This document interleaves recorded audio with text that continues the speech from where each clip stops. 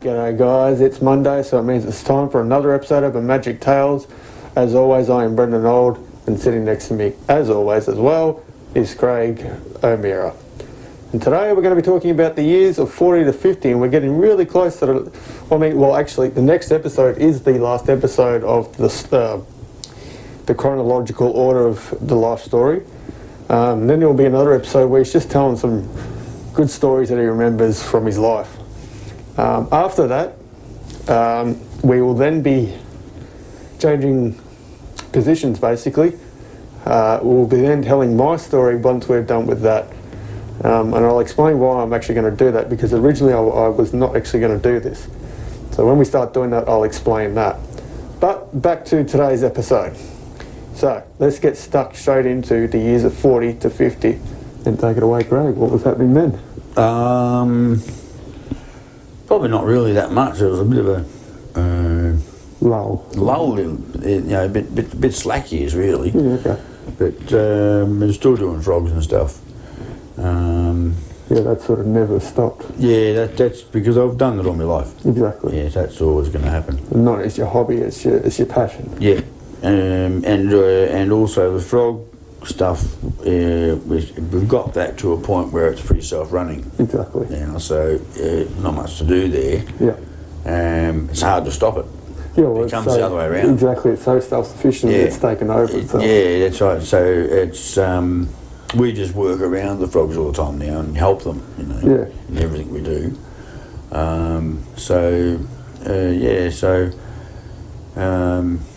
Probably a bit more flying, radar control.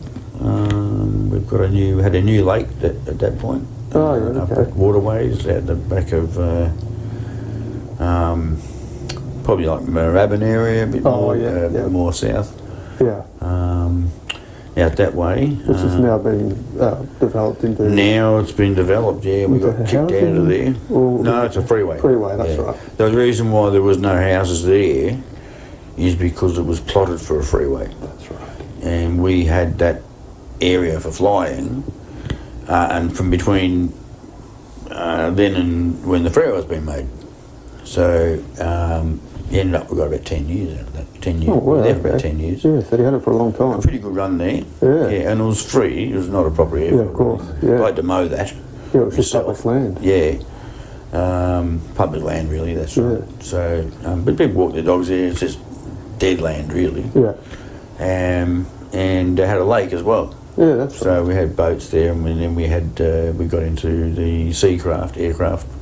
Was that the same lake that you set the speed record on? Yes. It was? Yeah, okay. Yep. And had seaplanes on there in the end. Oh, that's as well. right. So everyone changed to getting seaplanes. Yeah. Because the technology allowed us to. Yeah, electric stuff again. Yeah. But getting good gyros and things to help the planes on the water. Without that, your planes are tipping around all the joint when you're trying to take off and landing, because you're getting ripples and pushed around. It upsets the wing angle, right, and over you go. Yeah. And now it's rescue boat, which I used to operate as well, a rescue boat on the lake, radio control one. So you rescued all the big planes crate on the front like a bulldozer. It can bring the whatever in. Yeah, hook onto it and pull it in. Yeah, we had enough people to bring a person in fact. Wow. If you had a rope on the back of the pull you. Wow. We pulled a Shep pallet from one side of the lake to the other. Instead of carrying the Shep pallet around, it was in the water, it was waterlogged. So imagine how heavy that would have been to carry around back to our little site where we were. And I said to one of the guys, "Bugger that." So no one's carrying that. I said, "I'll get a rope. I'll bring the rescue boat over, a radio control one." And I said, "We'll tie it to the back of that and we'll float it across." Okay then. And they couldn't believe me how strong the rescue boat was. Yeah. Well, that is, extremely strong for a remote control boat. Yeah. And I said, if it can pull a pallet like that, it'll pull a person. Okay. Fortunately, we never had to pull a person. Yeah, thankfully. Yeah. Thankfully. So, but they had a lot of power. Yeah. It wasn't very fast. Yeah. It wasn't designed to be fast, but like a tractor. Yeah. It has. It's horsepower. Yeah. Yeah. So not speed. Yeah. And it could go for about an hour and a half on a full charge battery. Okay. Yeah. So you had to be able to do that in case your rescue was difficult. and you might need to be on the water for half an hour to get this boat back, or an aircraft. It's got stuck on the reeds or something. So pulling every trick out of the book to make the boat do it. Exactly. So including now, lift up the front had a cradle, which you could lift up, and then ran that into the boat, drop it down and pull it out. Right. For example, so not many boats could do that, rescue boats. That was an attachment you added on after? I made that personally. Yeah, after you stopped racing for speed.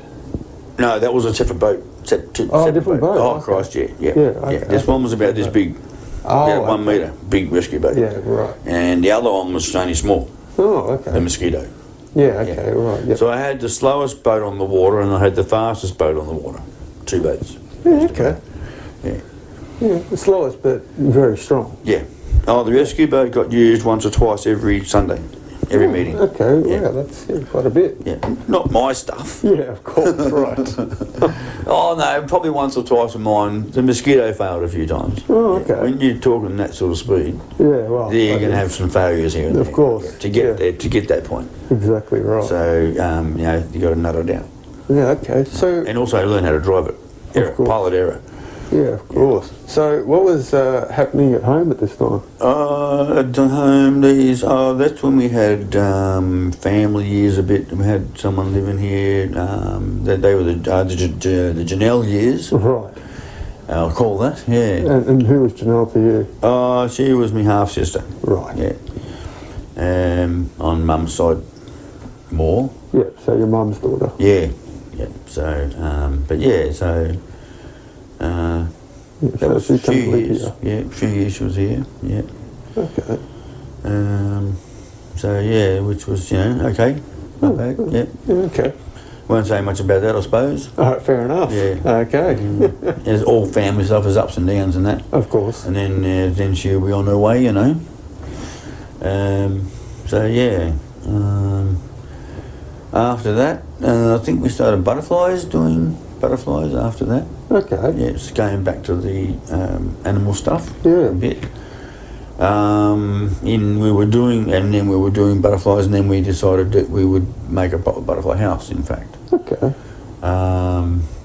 So yeah, we're running a temporary one over one side of the yard. It was all wrong. Everything was wrong. But that was mainly to see.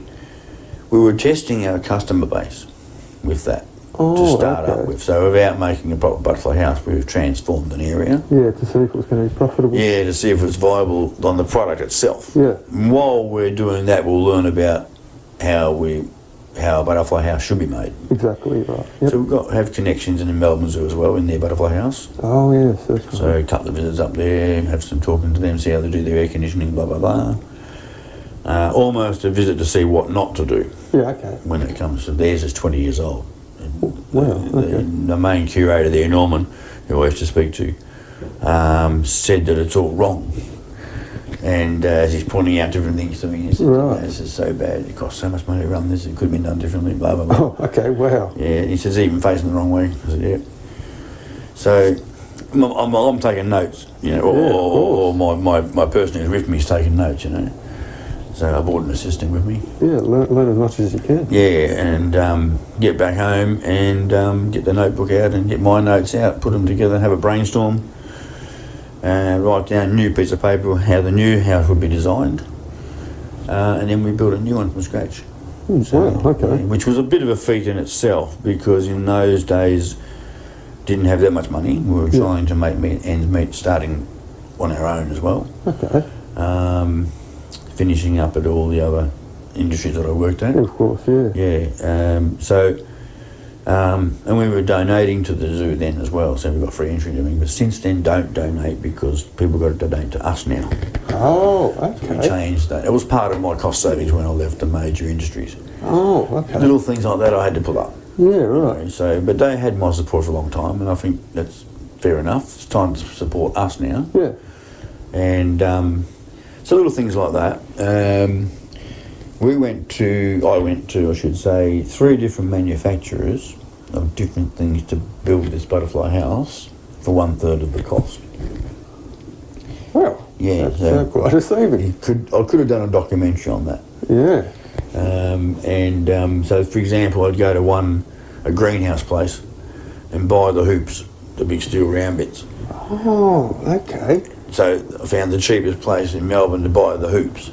And that's finding a company that's prepared to split up stuff and sell me the hoops alone. Yeah, right. Most companies want to sell you the whole greenhouse. Oh, okay. Yeah, so I found one company that would sell me just the hoops. In Somerville, I had to go to Somerville.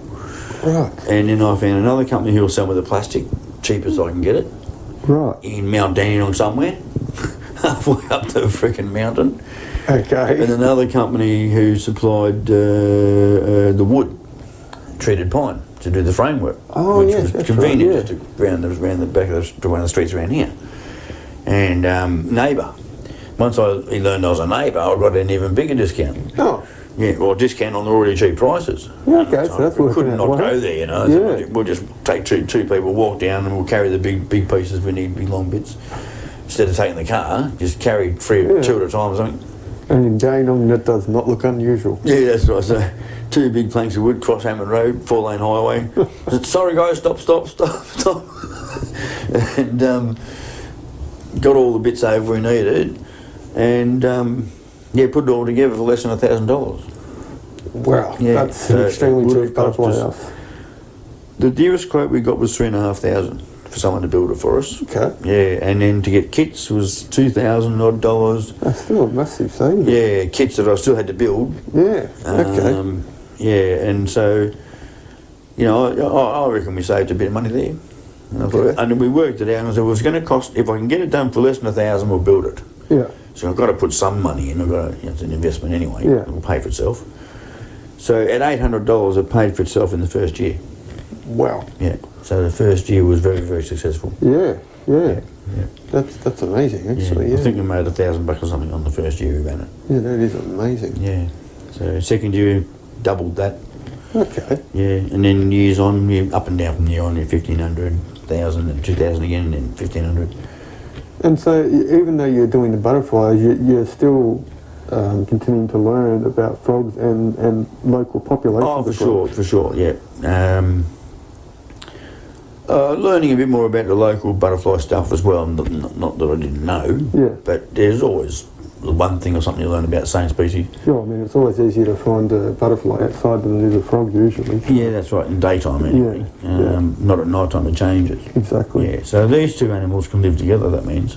They're not in each other's face. Exactly right. So we should be promoting that more. Yes, that's true, yeah. So then we find that more and more things that we do with the frogs are related to the butterfly stuff. Right. Even right down to the monarch, which we do now. We only Yeah. do monarchs now. Yeah, okay. Monarchs have been chosen for several reasons. They're very easy to run. They're particular to one plant, so they won't eat your tomatoes, right, and other plants. And also they're quite a large butterfly. They're very attractive, so they're good for sales. Yeah, I was going to say, they're obviously quite popular amongst people for their looks as well. Yeah, they are. Yeah. Yeah. So, appreciate that one butterfly that you're running is one greenhouse full of plants for that one species. Yeah. We were running 2 or 3 species at once. Okay. Just imagine how much work in the plants Yeah, I was for gonna the say, caterpillar it'd be raising. quite crowded too. Every caterpillar requires a greenhouse worth of plants. Okay. So we've got 2 big greenhouses working and some plants outside as well. Yeah. You know, to cater for the 3. And then with stick insects, we started up as well. We did that. Gum trees now, which we bought in. We bought the gum trees in because we just couldn't do. Yeah. You know, but because we found a supplier that could supply us gum trees for like 40 cents a pot. Oh, okay. Pretty cheap. Yeah, very We're very buying much the so. second stuff. The stuff that Bunnings rejected. Okay. Alright? A bit like John West, really. Oh, right. Yeah. Bunnings and John West are very similar. So we get the stuff they reject.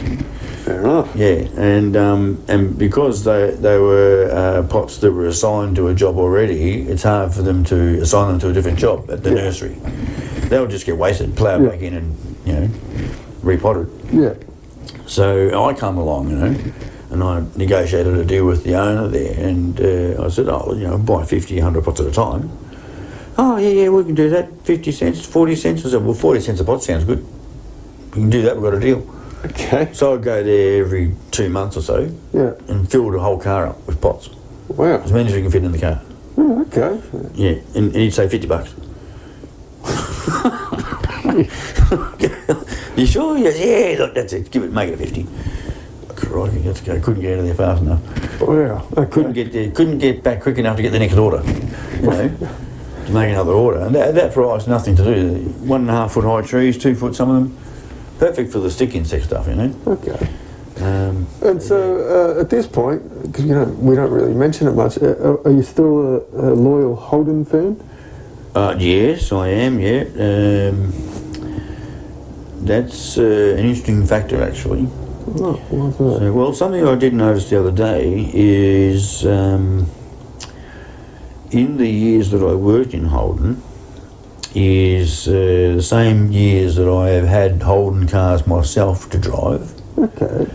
But interestingly, we'll talk about the Commodore when it comes to GMH. So I'm talking Commodore years, that's when I worked there. So we've got VC, when I worked there, VC to the VL, and with the blueprints for the VN coming along. And my cars that I bought when I come to getting Commodores, when I was able to afford one second hand, I bought a VC, ironically, which is when I started at GM and now making VC Commodores. Okay. And that lasted for 13 years or something. And my second car I bought was a VN, which is just before the VL. And like I said, I saw the blueprints up to the VN anyway, while I was a GM. Oh, yeah, I think you mean it's just after the VL. After the VL, yeah, sorry, yeah. And funny how I bought a VN, which represents that. Exactly right. And that wasn't something you were trying to do. No, I didn't mean to do that. It just sort of happened. Yeah. And it represents the years. Yeah. And now I have not had any Commodores in between. They're the only 2 Commodores I've ever had. Okay. And I've still got that one now. That's right. Yeah. I've had that for 13 years now. So there's something about that too. Yeah. I keep my cars for 13 years. So all in all, still a very loyal Holden fan. Yeah. But that's all we've got time for today. So we'll see you next week, and that will be the final episode of the life story, basically, and then the next one will be the just some good stories from his life. So until then, we'll see you next time. Bye for now. Okay, we'll see you then.